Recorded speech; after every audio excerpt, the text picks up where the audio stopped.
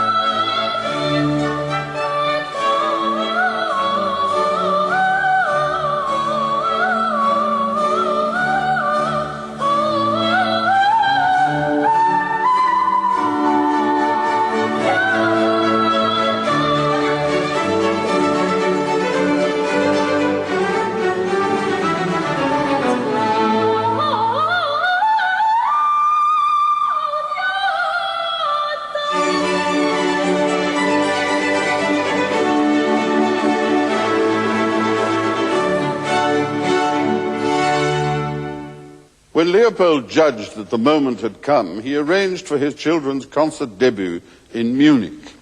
They were triumphantly acclaimed, both by the public and by the Bavarian court. They were showered with gifts and praise. Leopold decided to sacrifice his own smaller, safer career in the interests of his children. The years of wandering began.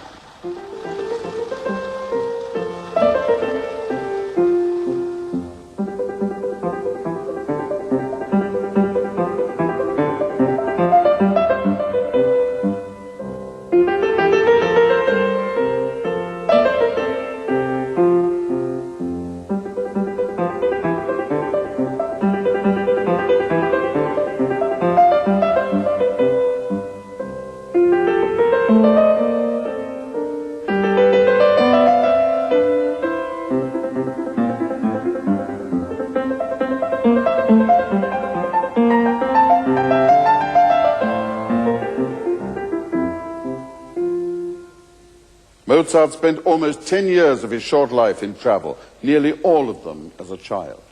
Not only Munich, but Mannheim, Versailles, Amsterdam, London opened their hearts and their pockets to this gifted family of vagabonds.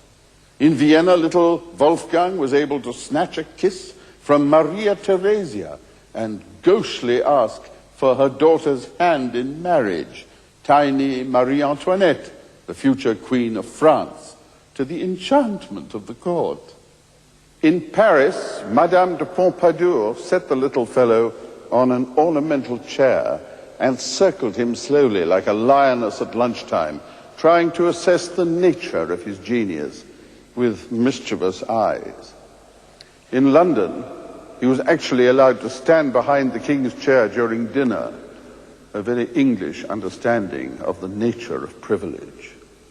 The children performed on various instruments, improvised, and in fallow periods indulged in party tricks, such as performing on a keyboard covered in cloth.